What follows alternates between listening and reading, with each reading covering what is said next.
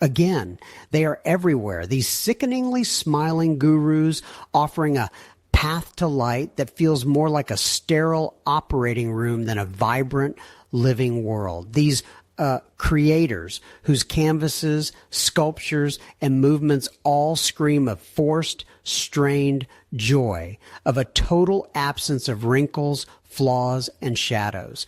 What do you feel when you see this filtered world smoothed to a nauseating perfection? A sensation akin to an asthma attack in a room sprayed with too much cheap air freshener. Or perhaps it's the grinding of teeth as another dose of distilled wisdom gets stuck in your throat, devoid of any grounding, any roots. This isn't merely aesthetic repulsion, believe me, nor is it your snobbery, as you may have been led to believe. It's not simply a reaction to someone else's mediocrity or naivete. It's far deeper, far more intimate. It's your inner falsehood detector, your deep-seated archetype of truth, sounding the alarm, tearing through the veil of decorum. Because what you see before you isn't just bad art or superficial philosophy. It's the apotheosis of denial, the denial of the very part of existence that gives volume, depth, and truth, the denial of the shadow. It's digital makeup applied to the soul, so thick that the features of an authentic face are indistinguishable beneath it. It's cosmetic surgery designed to remove not only wrinkles, but also the very memory of age, of scars, of lived experience. Herein lies the paradox, the true, almost shocking secret, this furious, uncontrollable response, this cold sweat on your brow at someone else's feigned lightness isn't merely a reaction to external stimuli. It's an echo, a reflection. The true source of your irritation lies not in their falsehood, but in your own carefully suppressed need for authenticity, in your unspoken desire to embrace those parts of yourself that society or you once labeled as unacceptable, dark, or dangerous. Consider this. What precisely about this imposition of one-sided positivity, this cult of eternal smiles and problem-free existence, elicits such a burning aversion within you? Isn't it a stark reminder of your own internal filter, of the invisible censorship you apply to your thoughts, feelings, and desires to conform to some external averaged ideal? This ideal world without shadows broadcast from screens and pages isn't just someone else's masquerade. It's a mirror in which you see your own, albeit unconscious, attempts to hide your true impulses, your inconvenient sides, your suppressed ambitions, your healthy aggression, your right to make mistakes, your vulnerability, your spontaneity. Aren't these the reflections you see when someone else's falsehood irritates you so profoundly? It is precisely in this painful recognition, this unconscious rejection of external sterility, that your most powerful resource lies. Your irritation isn't an obstacle, it's a beacon. It points to those areas of your soul that long to be expressed, seen, and integrated. It whispers of untapped potential, unused strength, and creative power that was suppressed in the name of correctness or propriety, of those very aspects of your personality that were rejected and banished to the dungeons of your consciousness. But why does this mechanism work so flawlessly? Why does this trigger hit its mark so precisely, eliciting such a powerful, almost instinctive reaction? To understand this, we need to return to the scene of the very first transgression, to where the foundation of this filter, this invisible censorship, was laid, the one that still dictates what you can feel and what you must hide, to where you first learn the cost of your authenticity, where you were made to understand. To be yourself means to be wrong unwanted, dangerous. We've spoken of invisible censorship, of the internal filter that distorts your view of your own nature, making you turn away from authentic self-expression. But this filter wasn't born with you. It was woven into the fabric of your perception like an invisible thread, subtly yet firmly. It formed during those fragile years when the world around you was just beginning to take shape, when every word, every glance, every gesture meant more than just a sound or a movement.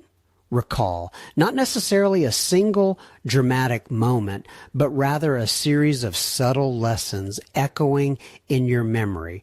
At what precise point in your life were you made to understand that qualities so essential for success in creative self-expression and deep self-exploration, such as ambition, which propels you to create new things, healthy aggression, which allows you to assert your vision, the sacred right to make mistakes without which there is no breakthrough or learning, pure vulnerability, which opens the path to genuine connection, or unbridled spontaneity, the spark that ignites the flame of inspiration, were bad, shameful, or dangerous. Perhaps it happened when your drawing, bold and vibrant, was called messy or untidy, and your urge to sculpt, to tactilely explore the world, was met with a stern, don't get your hands dirty. Perhaps dance, that natural impulse of the body, was suppressed by the demand to sit still, or don't attract attention. Or perhaps your childlike ambition, your drive for preeminence, for vivid self-expression, was subdued by the phrase, aren't you being a show-off? And healthy, vital anger, a reaction to injustice or boundary violations, was pushed deep down, labeled as unacceptable behavior or a tantrum. Your vulnerability, open and trusting, was once ridiculed or rejected, teaching you to erect walls. Spontaneity, that pure flow of life, was confined within the bounds of propriety and rules, killing your unique creative breath in its infancy. It was then in this unseen school of life that an internal censor was born within you. It imposed a ban on those qualities that are not merely desirable, but essential for a complete creative act, for deep self-knowledge. For how can one create without allowing oneself to make mistakes if the fear of imperfection paralyzes the hand? How can one explore oneself if vulnerability is a vice and openness to the world is a weakness? How can one express oneself fully if ambition is shameful and asserting oneself is dangerous? This unspoken yet pervasive prohibition became the foundation for your shadow, for that part of you banished to the basements of consciousness simply because it didn't fit into externally imposed notions of correctness, normality, or what a good person should be. Your shadow isn't merely a sum of unacceptable traits, not just a dumping ground for bad habits. It's a treasure trove of unrevealed potential, sealed beneath layers of social conditioning. It's unspoken words, unpainted pictures, undanced movements, unhealed wounds that demand expression to transform. These are the qualities you rejected because someone once convinced you of their depravity, their danger to your place in the tribe, to your safety and acceptance. And it is this banishment, this internal rupture, that triggers mechanisms compelling us to see these qualities externally, in other people, in the world around us, demanding attention, demanding to return home. Releasing the authentic self begins not with celebrating light, but by delving into the shadows, by acknowledging those internal exiles that have resided for years in the outskirts of the soul, for the irritation that flares within us at the sight of feigned joy or superficial success is nothing less than an echo of our own shadow, a knocking of unacknowledged aspects demanding attention. Is not snobbery, but a deep-seated falsehood detector, reacting to the apotheosis of denial, to the digital plastic surgery of the soul that conceals the authentic face. The principle of the shadow is universal, independent of culture or era.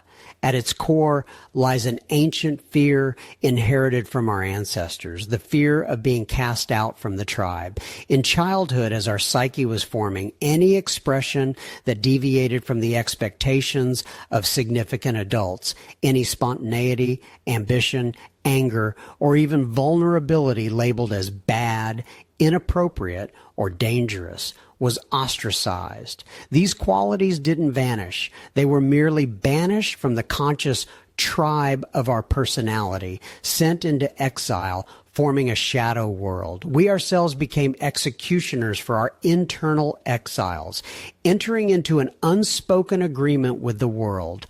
I won't be this just so I can be accepted. However, energy does not disappear without a trace. Suppressed, it transforms into something else, what I call the unpaid bill energy. This is a debt we incurred by relinquishing a part of our authenticity, and this debt accrues interest. It manifests as irrational fears, unexplained anxiety, chronic fatigue, and most often in projections. We begin to see what we've rejected in ourselves reflected in others, and our reactions to them become distorted, exaggerated. Recall the ancient Greek ritual of the pharmakos, the expulsion of a scapegoat. During periods of crisis or misfortune, the community would choose a person upon whom all the city's sins, misfortunes, and diseases were symbolically laid, and then that person was expelled or even killed. This act was a collective cleansing mechanism, allowing the community to temporarily free itself from burden and guilt by projecting them onto one unfortunate individual. On the scale of the individual psyche, we act in precisely the same way. Everything we cannot accept in ourselves, be it envy, aggression, weakness, or even excessive brilliance and success, we project onto others. These people become our personal pharmakoi, carriers of our own unacknowledged shadows. We condemn them, despise them, hate them, and thereby continue the banishment, not from the external tribe, but from the tribe of our own wholeness. The shadow is not merely a sum of unacceptable traits. It's a treasure trove of unrevealed potential, suppressed due to social conditioning and the fear of not being accepted. It's a fierce life force that was chained, a wisdom that was blocked. And as long as this bill remains unpaid, as long as these exiles roam the outskirts of our consciousness, they will undermine our energy, distort our perception, and prevent us from living a full, authentic life. That is why it's so crucial to find a way to safely express and explore these shadow aspects, to give them a voice without destroying ourselves or others. For sometimes, those who evoke the greatest repulsion in us are merely mirrors reflecting our own deeply hidden truths. We've discussed how internal repulsion, that irrational indignation, serves as a beacon, pointing to depths hidden from ourselves.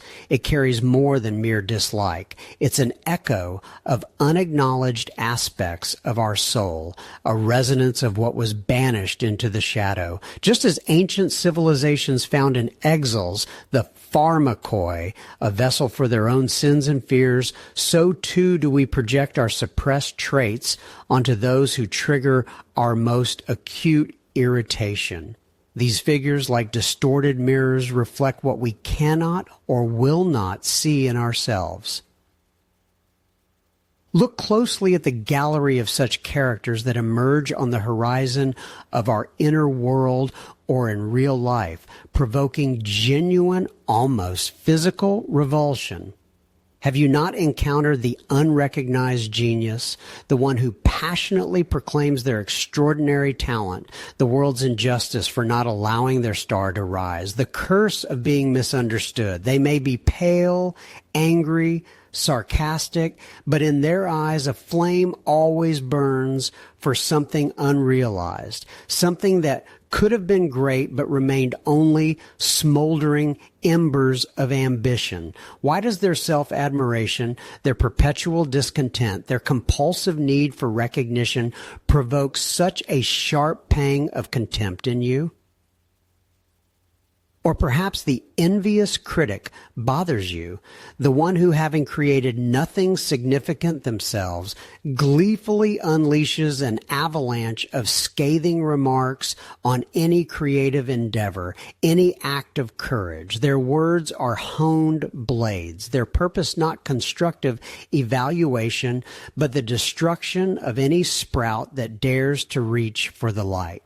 In their venom, one senses not just annoyance, but a deep, corrosive envy of another's courage to be, to express, to err. What about their behavior strikes you so deeply that it makes you want to permanently erase their presence from your world?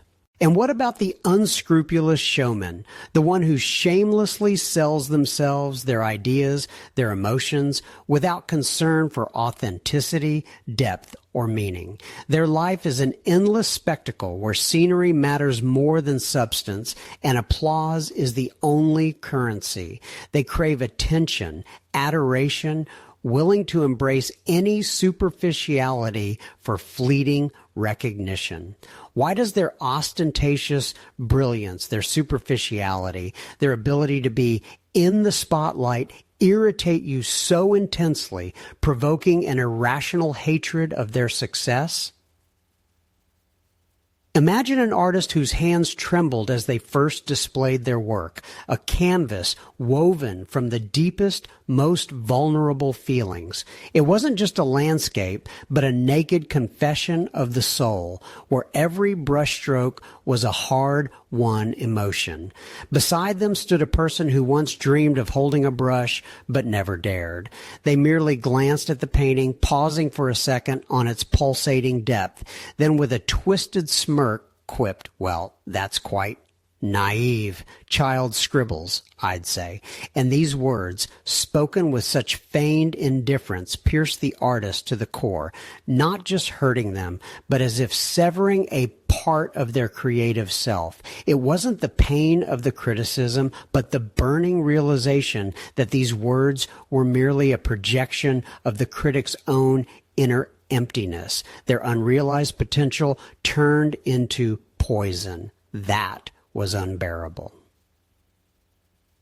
These figures are not merely external people. They are our internal demons, shadows that, having been banished from our consciousness, take on flesh in others to return and remind us of themselves. And every such encounter is not a curse, but an invitation to dialogue. For behind each such figure, behind each irrational repulsion, lies something valuable, something we once rejected rejected within ourselves, but which yearns to be rediscovered. But what if the shadows that pursue you in the reflections of others are not a curse, but distorted writings on the walls of your soul, a call for the return of what was banished?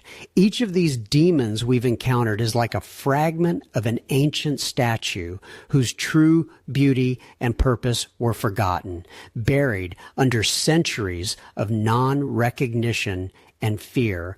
Look closer at them. Behind each distorted feature hides not a vice, but suppressed life force, a resource you once relinquished to conform to someone else's idea of correctness.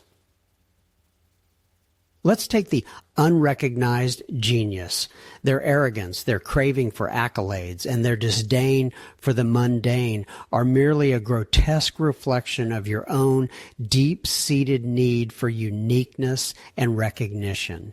Within each of us lives a spark of creation capable of illuminating the world, but out of fear of being deemed a show-off, a madman, or even worse, a failure, you may have forbidden yourself from believing in this spark. You banished to the shadow the right to be unique, the right to your own greatness, to the audacity to dream of more than what is permitted. What valuable ability did you deny yourself by exiling this genius?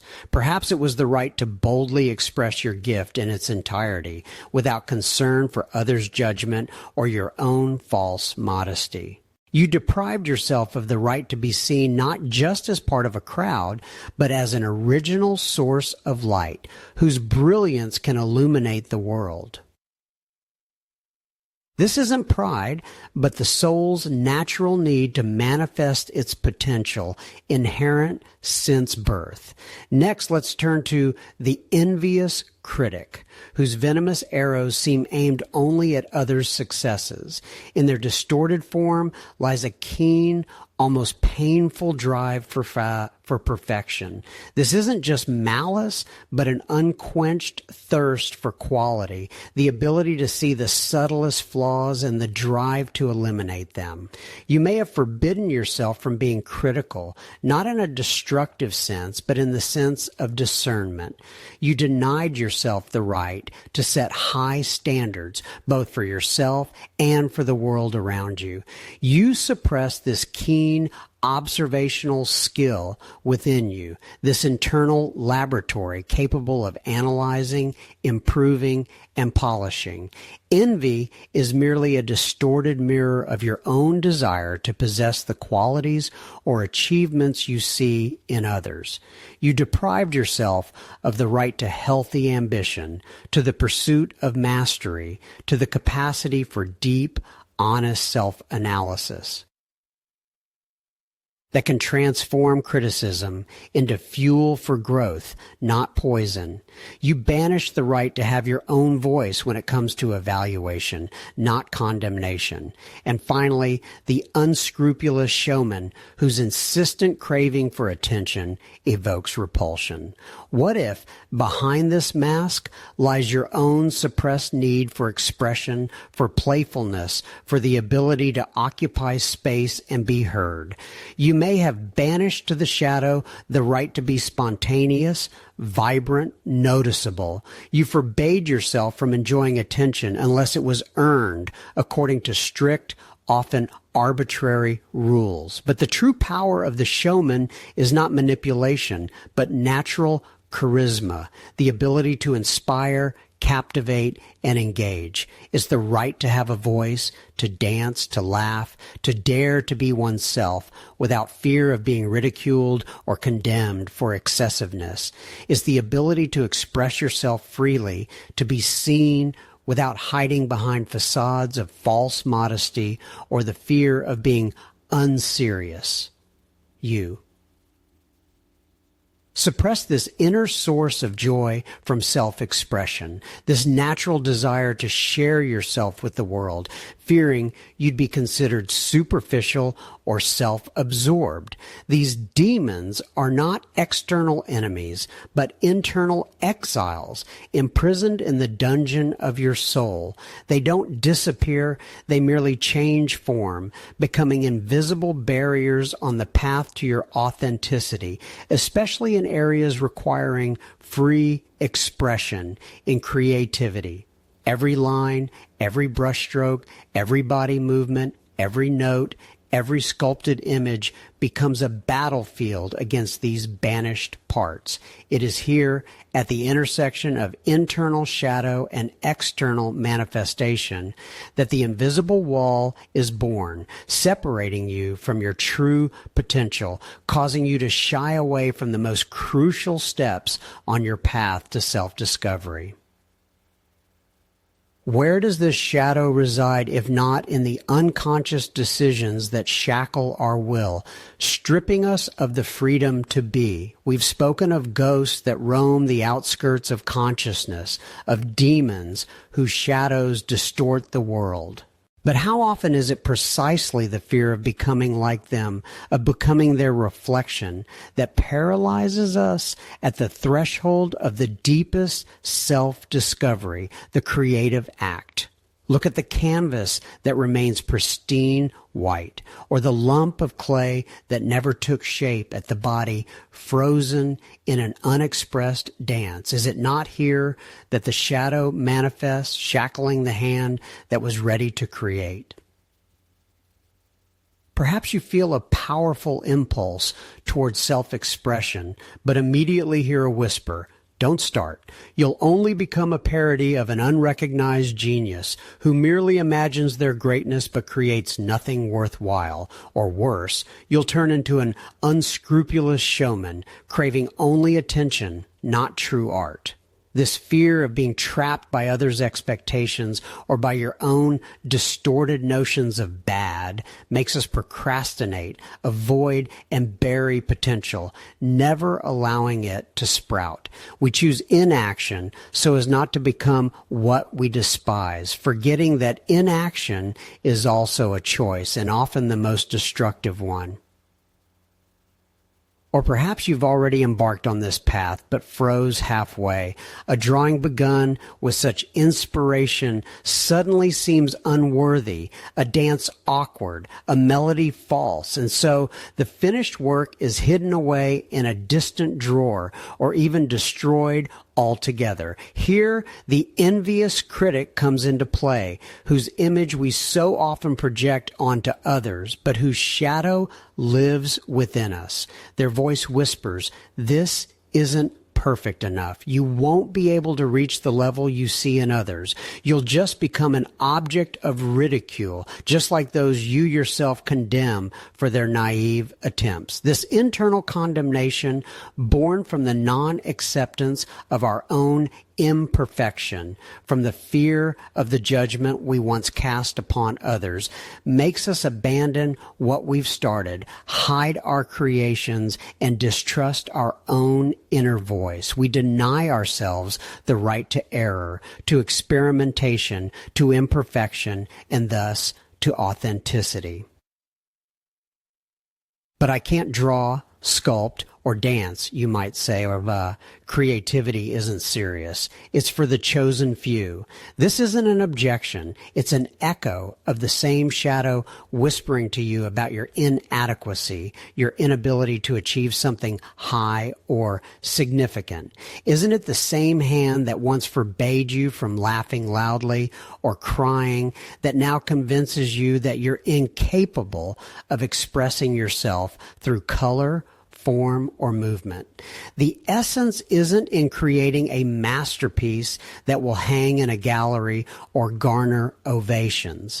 The essence lies in the act of creation itself, in the moment you allow your inner world to manifest without censorship or judgment. It's not about mastery, but about allowing yourself to be, about reclaiming your right to spontaneity, to vulnerability, to that healthy healthy aggression that allows you to break through internal barriers and assert yourself. It's about releasing that unpaid bill energy that otherwise manifests as anxiety and fear.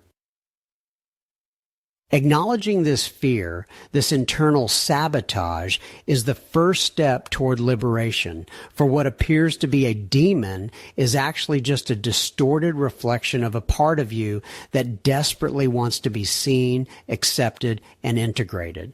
And as long as we run from these parts, they will control our decisions, condemning us to repeat the same patterns of avoidance and disappointment. But beyond these shadows that appear as darkness, there exists another kind of projection, another facet of exile that seems like light, yet also holds us captive, depriving us of our true power. For the shadow is not only the twilight of the soul, but also its unrealized dawn. If until now we've spoken of dark mirrors reflecting our rejected fears and aggression, it's time to look at the shimmering mirages that also hold us captive. There is a form of projection, deceptively beautiful, which we will call the golden shadow. We as humans are prone to a remarkable act of self-deprivation. We project onto others not only our fears and unacceptable traits, but also the brightest, most precious facets of our being, our idols, our heroes, those whose talent, wisdom, and courage we praise, are often mirrors not of deficiency, but of abundance, the abundance of our own untapped potential. We see in them what we subconsciously sense within ourselves, but refuse to claim as our own, willingly offering our treasures at the altar of someone else's greatness. Every time you admire someone else's ability to dance freely, the depth of a drawing, the virtuosity of words, boundless empathy, or astonishing willpower, ask yourself, what part of this do I acknowledge in myself only as reflected light rather than my own inner flame? Who is your idol or object of admiration in the realm of creative self-expression and self-work? What are your own talents and unrealized abilities that you've gifted to them, making the inner exile not only shadowy, but golden? This is not merely banishment. It's an act of soul squandering, a voluntary alienation of treasures with which you could illuminate your own world. This golden shadow creates invisible shackles, paralyzing your own creative impulse. For how can you begin to draw if a great master has already depicted everything you could dream of? How can you sculpt if someone else's hands have already carved perfection? How can you dance if your every step seems a pale shadow of another's grace? We admire, we revere, but in doing so, we sabotage ourselves, convincing ourselves of our own insignificance against the backdrop of someone else's brilliance. We surrender our power, our uniqueness, our capacity for authentic self-expression into the hands of those who, in our estimation, have already achieved what we only dare to desire. It is precisely these Goi's gifted talents, these golden exiles, that await their return. There are paths that lead back to these shimmering shores, to those aspects of your soul that were mistakenly given away to others. These paths lie through touch, through movement, through silent embodiment. We've spoken of shadows, of invisible threads connecting us to what we reject or extol in others. These projections, like phantoms, wander on the periphery of our consciousness, draining our energy and depriving us of wholeness. Every rejected fragment, be it that healthy aggression we brand as unscrupulousness, or the need for recognition that we feel ashamed of, is not a burden, but a key to unrevealed power. The time has come to gather these scattered pieces, to bring them home to the sanctuary of your own self. For true power lies not in denial, but in accepting all that is, in integrating every inner exile. How then can this sacred process begin? How can we give voice to what has been sealed by fear and shame? The answer lies in a language older than words, the language of creativity. It bypasses mental barriers, penetrating directly into the core of the unexpressed. Imagine standing before a blank sheet, pliable clay, or a boundless space. This is not just a canvas or material. It is a portal to your subconscious. Allow me to suggest a first, almost ritualistic act. Find a secluded spot where no one will disturb you. Take a sheet of paper and any writing or drawing implements, pencils, crayons, or paints. Close your eyes for a moment. Think about a quality, an emotion, or an inner image that you persistently reject within yourself, one that you project onto others, be it an envious critic, an unrecognized genius, or any other figure that evokes strong emotional aversion or admiration.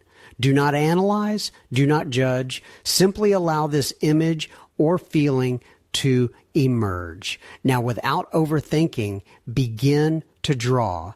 Do not strive for beauty or realism. This is not an art exam. This is a conversation with your shadow. Let your hand move on its own. Pour onto the paper all the anger, all the envy, all the vulnerability, all the ambition that you so carefully hide. Use colors, lines, and shapes that feel most appropriate to express this exiled part. Perhaps it will be a chaotic swirl, a dark blotch, or even something unexpectedly beautiful. The main thing is the act of expression, not the result. When you feel the drawing is complete, set aside your tools. Look at your creation. What do you see? What energy does it radiate? Try to give it a name if one doesn't come to you naturally. Talk to it as you would a part of yourself. What does it want to tell you? What message does it carry? Perhaps it is pain yearning to be acknowledged, or power seeking an outlet. This drawing is not merely an image. It is a frozen cry or whisper of your soul, a part you have reclaimed from exile. This method, whether it's an exiled drawing, sculpting unexpressed feelings where clay becomes an extension of your hands, or a forbidden movement dance where the body, freed from the shackles of judgment, expresses what language dares not say. These are all powerful tools for safely exploring and integrating shadow aspects. They allow trapped inner energy to find release, transforming from suppressed force into conscious power. But this is only the first step. Unleashing the shadow is not the end of the journey. It is merely the beginning. What happens when these shadows, once unleashed from the depths, begin not just to coexist, but to transform the very fabric of our being, our relationships, our creativity? How do we embrace this new, more complete version of ourselves and live it authentically in the world?